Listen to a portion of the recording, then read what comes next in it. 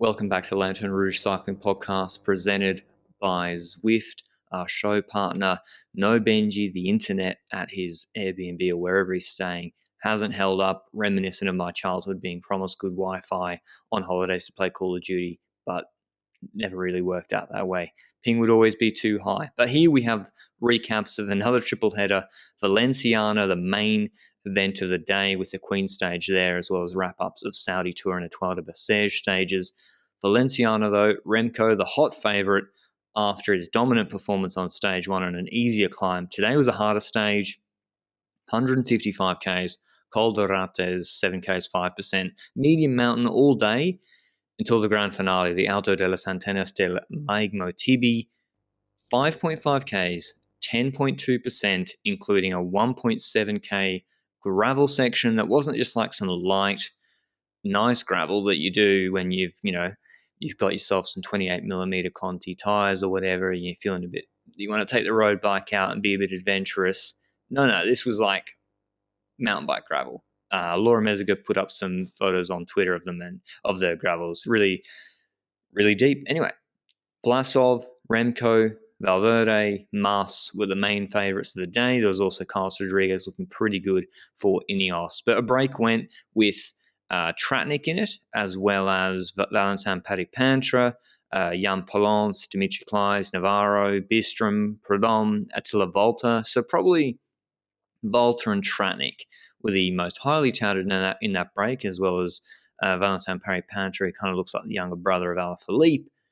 He's quite talented as well. Anyway, that was being controlled by not De Koenig anymore, Quickstep, Alpha Vinyl, and Bora, but mainly Quickstep. They seem to want to win the stage for Evenepoel. And Quickstep, they apparently tried to recon this climb before in January or December when they had a training camp, and they didn't actually go on the gravel section because either the GPX file was wrong or they decided that they thought it was like too gnarly to even be possible that they'd be doing it in a road race.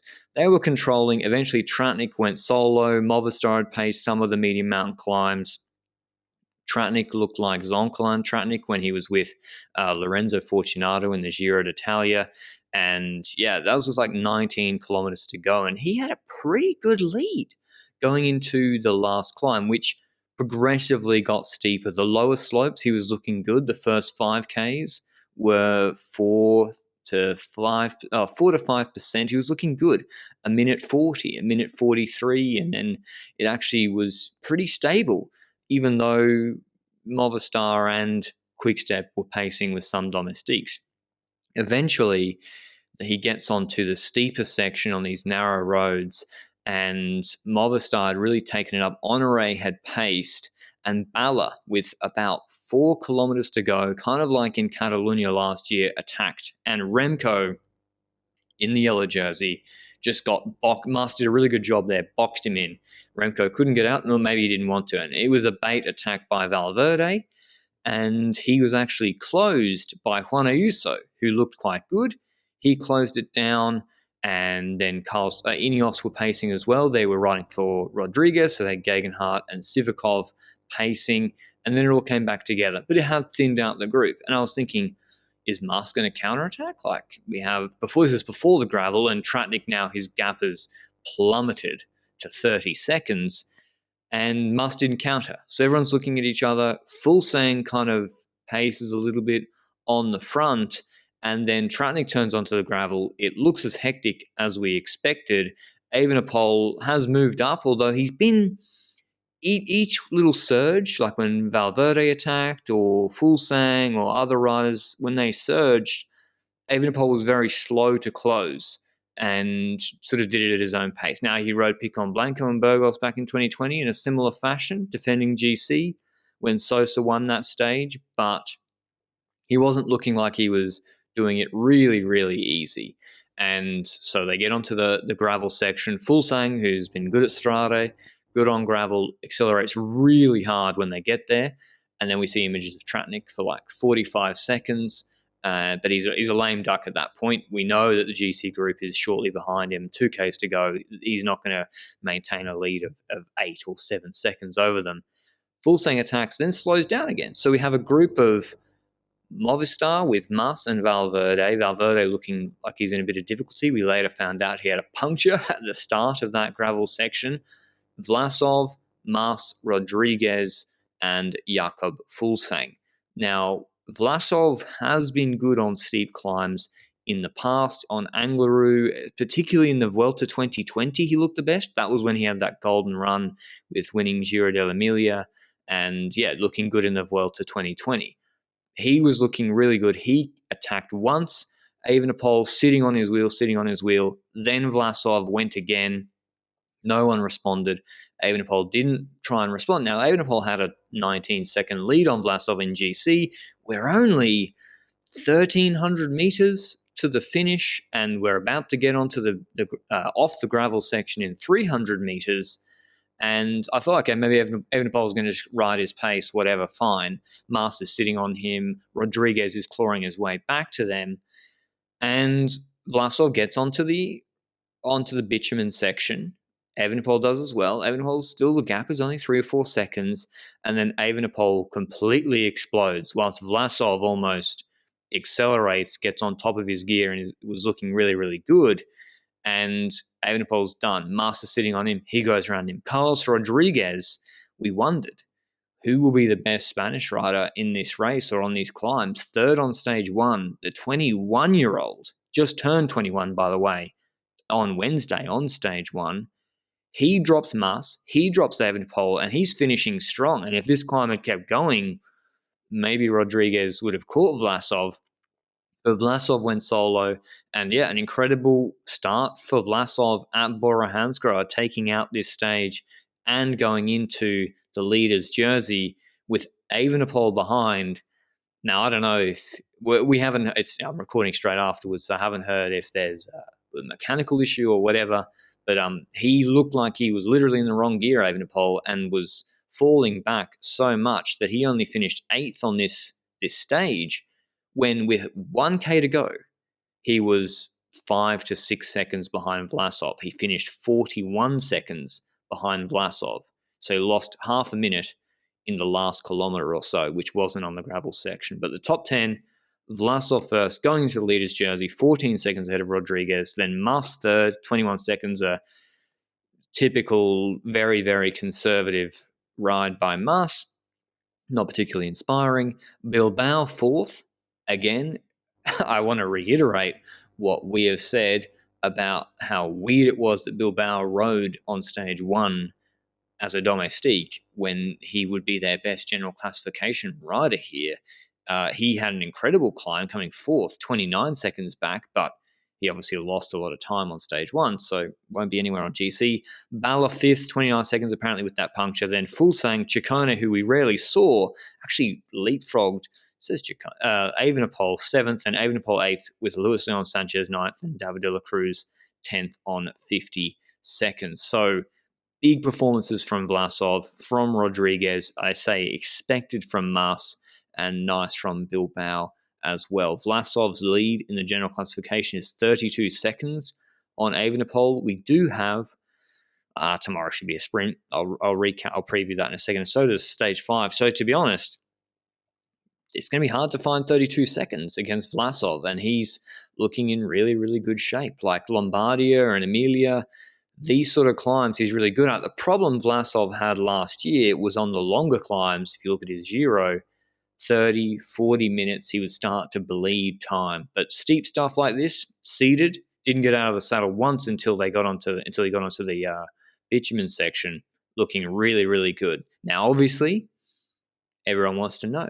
As I said after stage 1, Remco's a polarizing figure. Did I anoint him as the Quick-Step Tour de France leader, possibly beating Roglic and Pogacar after stage 1? Maybe. Do I regret that? Possibly. But it is curious seeing he's kind of the antithesis to Enric Mas, who I mentioned. Mas consistently sort of 3rd, 4th, 5th, and Mas isn't a great one-week racer. And then Evenepoel stage 1, dropping everyone easily. Good timing, though. And then today, big, big struggles. And I don't know. I don't have the explanation for what happened. I'll have to wait to see the How quickly they did the climb, I don't have that data yet. But it's one thing is very, very clear, that Evenepoel went over his limit severely, chasing Alexander Vlasov, trying to claw him back. And other riders like Rodriguez, who paced their climb much better. Rodriguez paced it almost perfectly, the young Spaniard on Ineos Grenadiers.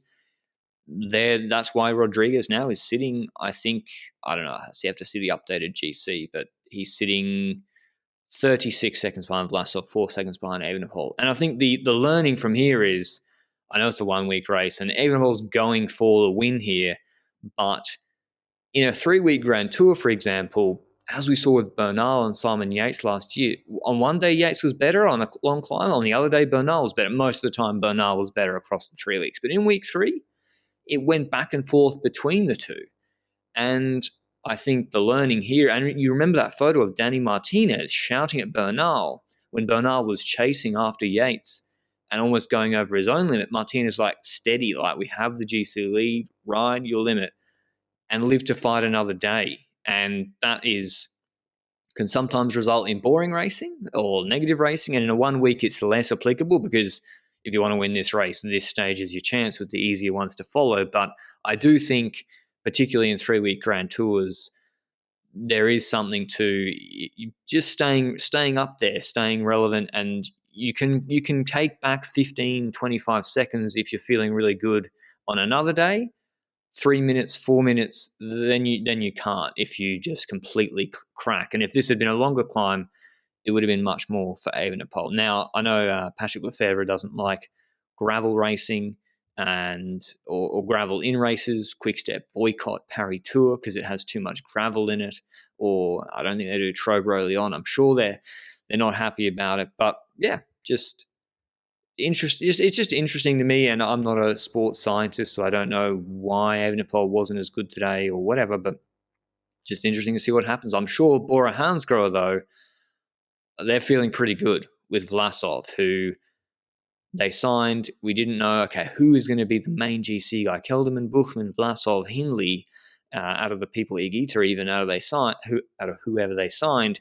Giro, they're sending Kelderman, Buchmann, and Hindley, and they already decided before this race Vlasov to the Tour. They got to be pretty comfortable with that decision right now. That's looking like the best option now. He's got to show more consistency across climbing stages this year, which he didn't last year, but looking good. Rodriguez, Vuelta for Ineos, can't wait to see that. But anyway, that was stage 3 to Antenas del Maigmo. I'm sure the polemic of, is Evenepoel a GC rider? Is he a good climber?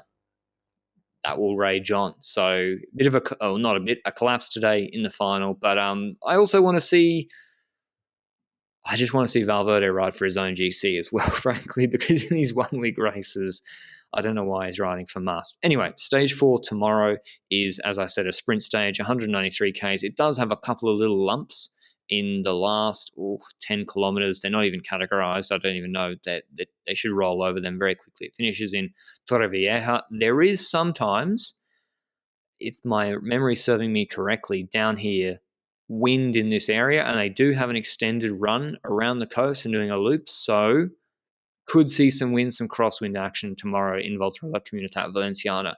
And Quickstep are here with a very strong flat train.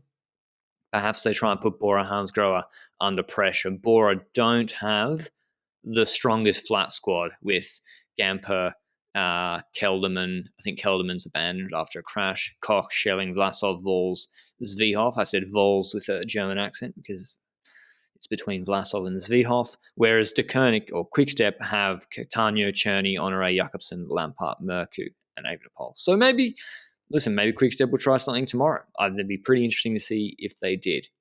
There was some pretty exciting action in the other races as well, but before we get into that, a word from our show partner, Zwift. Zwift has 9 unique worlds, including Watopia, the UCI World Champs courses, and the Japan-inspired Makuri Islands, featuring the Umezi countryside region and fast, flat city roads of Nyokyo.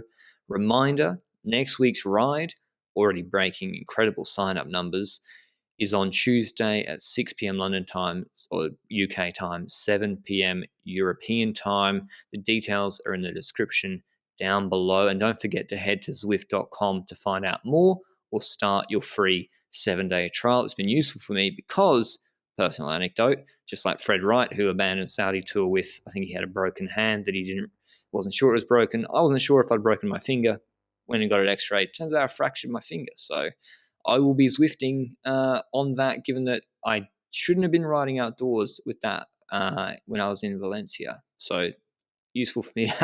I'll be Zwifting a fair bit in the next couple of days. Anyway, no need to feel sorry for me.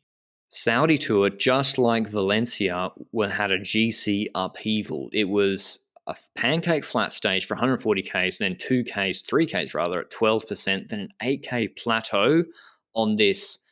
It's one of the most unique landscape or finishes we'll see this year, just this incredibly steep ramp, 12, 13-minute climb, then like a tailwind 60 kilometer an hour flat rolling road with just a sheer drop of cliffs either side. And the crosswinds before, by the way, affected this race hugely. Buitrago, the Colombian on Bahrain, he was in the leader's jersey trying to defend that. This was the last really hill test of this race.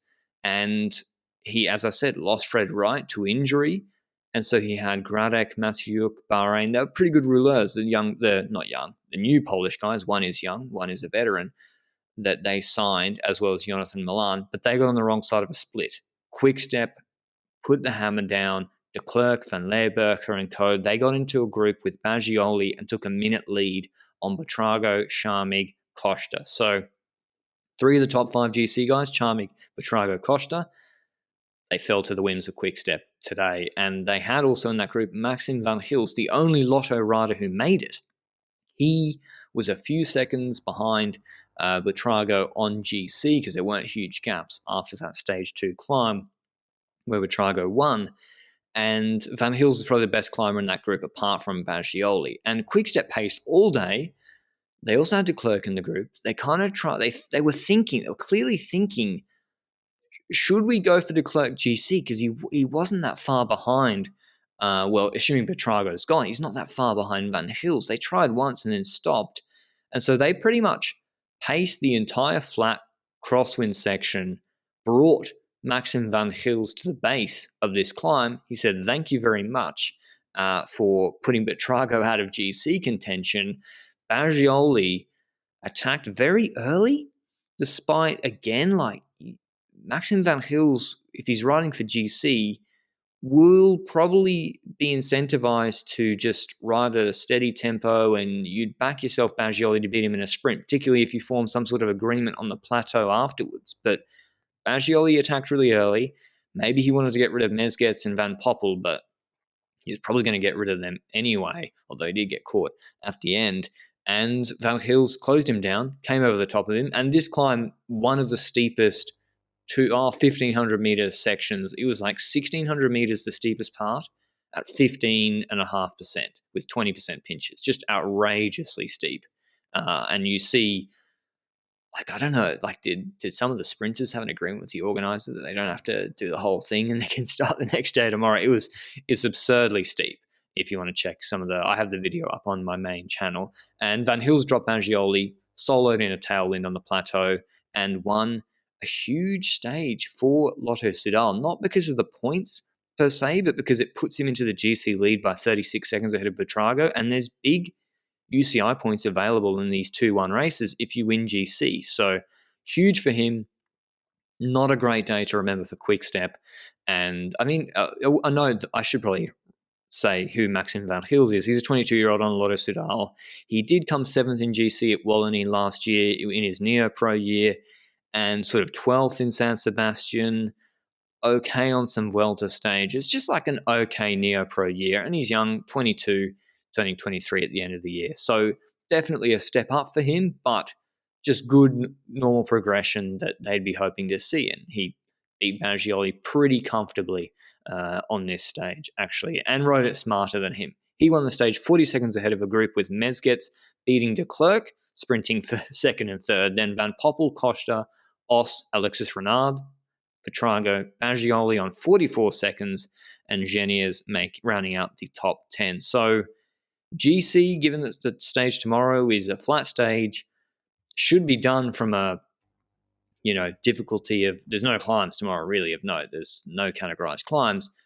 Will I expect Quickstep to try in the crosswind? Yes. And not for Baggioli or anyone like that. I think they'll try for de Klerk. If there's any wind at all, they will try for him. He's fourth on GC on 52 seconds back. Why not try for him? And if they get a big split without the three guys in front of him, with some other people willing to work, they can donate the stage or whatever. But if not, it'll be a sprint. Groenewegen and Ewan round 3 or 3 now, I think, and I'll be keen to see how they go there. Ewan will be hoping for better position than on the previous stage. Etoile de Bessèges, another good stage. Yesterday was a bit snoozy. Today was jam-packed. Bessèges had those 2 climbs that I mentioned, shallow gradient. The last one was a bit steeper, 2.4 Ks at 6.5%, before a fast descent and then a flat run into the finish in Bessèges. And I said, okay, will this be one where no one really does anything? And then there's Hofstadter and Pedersen who can get over those sort of climbs. Incorrect. Tobias Johannesson, the neo-pro who won Tour de l'Avenir last year on UnoX, and Bettiol and Benjamin Thomas was super aggressive. Johannesson was very, very aggressive and looking good. And he attacked, and they got a gap on the descent of that climb. Eventually, Benjamin Thomas, by the way, he's a transfer from FDJ to Cofidis. He's a track guy, very, very highly talented track guy. And Bettiol, if we're not including Pedersen, because at this point, Pedersen's gone, these 3 are running for both the stage and GC, because Bettiol and Thomas and Johannesson are all within about 30 seconds of each other. They're all running for GC and the stage, but Bettiol was in the lead on GC virtually at this point. And Benjamin Thomas started pulling like an absolute tank on the flat, almost gapping these guys. He was in a very aerodynamic position, which I'll have a word on in a second. He's like gapping Bettiol and Johannesson off the wheel on this descent. Eventually, instead of just pulling them to the line, Thomas attacked them, got a good gap, and he was in a break, by the way, with Bissiger last year and a strong break in Tour de Suisse. He wasn't able to get the win there, but he was looking good here. He had that, he just had a 100-meter, maybe 75-meter gap. Johannesson and Bettiol were playing a bit, and then Johannesson attacked Bettiol, trying to bridge across, kind of like when Nizzolo attacked trying to get across to Lampard or Ackermann or someone in the European Championships. Bettiol wasn't happy, clawed it back to Johannesson. They still hadn't got to Benjamin Thomas. Johannesson blows up and the stage is over. Thomas solos to the win, and he's looking already Cofidis. All these teams that are in the relegation fight have come out swinging. Cofidis, Lotto, and Arkea. And Thomas won the stage by 9 seconds ahead of Bettiol and Johannesson. Then Tiller won the bunch sprint for 4th ahead of Coquard, Bosenhagen, Hofstadter, Champezant, Ulisi, and Zimmerman. So in terms of GC, a huge shake-up there as well. Thomas, 7 seconds ahead of Bettiol. Mathieu Bergadeau on Total is on 3rd in 15 seconds. Young guy. He's just one to watch out for. We already mentioned. Then Swift and Bosenhagen are on 31 and 33 seconds. But I got an email straight after that stage from Luke Ginnell, and he's saying that he's been noticing, particularly Thomas today, and it makes sense because he's a track guy, maybe he's a bit more focused on aerodynamics, you'd think so, good time trialist. He thinks Cofidis are riding with a more aerodynamic position, a much better position, and their kit as well. Now, we'll have just something I want to monitor. I've only really noticed it with Thomas, and I think maybe that could be explained by him as an individual doing that, but it's just something to watch, that maybe some of these teams like Cofidis, like Lotto, they're getting a bit sharper as well. It wouldn't surprise me that it's not just sending the riders to the right races for points, but also the actual performance aspect goes without saying, incredibly important. So Bessèges, the next stage, stage 4, from Saint-Hilaire to Montbouquet. This is the Queen stage of Bessèges. 4.6 Ks, 9.1% at the end of a 147K stage. There's a couple of warm-up 5K shallow, or one 5K shallow gradient climb beforehand, but this should be a GC showdown on that finish. Carapaz crashed, unfortunately, on the stage, but will be continuing apparently for Ineos. Whether He finished the stage. Whether he starts tomorrow, I'm not sure. But look out for Jay Vine tomorrow. I know he's a friend of the podcast, but look out for him on that mountaintop finish, as well as Alberto Bettiol. We know how well he climbed in the Olympic road race. Perhaps Bettiol, I'm expecting him to do well there as well. There's also Champoussin, of course, Thibaut Pinot. I don't know. It's hard to know with the early season form who's going to be going well. But yeah, Tobias Johannesson will for sure be trying to put, I think, Bettiol under pressure on that climb, and Benjamin Thomas is wearing the leader's jersey. If he holds on after this climb, it's not possible. Johannesson will definitely be trying to put him under pressure. But maybe I think Mollema's probably the favourite for the stage, I would say, tomorrow. But I got this one wrong. I thought maybe be a bit slower in a reduced bunch sprint. But I hope you enjoyed this triple header recap. Let us know what you think. Should we overreact to our overreaction of Remco Evenepoel doing well on stage one, not so good today? What do you think about Lotto Soudal? Are they already safe from relegation? Hot takes only. If you're listening on podcast players, feel free to hit us up at Lanterne Rouge CP on Twitter, or of course, if you're watching on YouTube, the comments, we love reading them. Thanks to our show partner Zwift, of course, for supporting the podcast. We'll see you on the group ride on Tuesday, the 8th of February. Until tomorrow, ciao.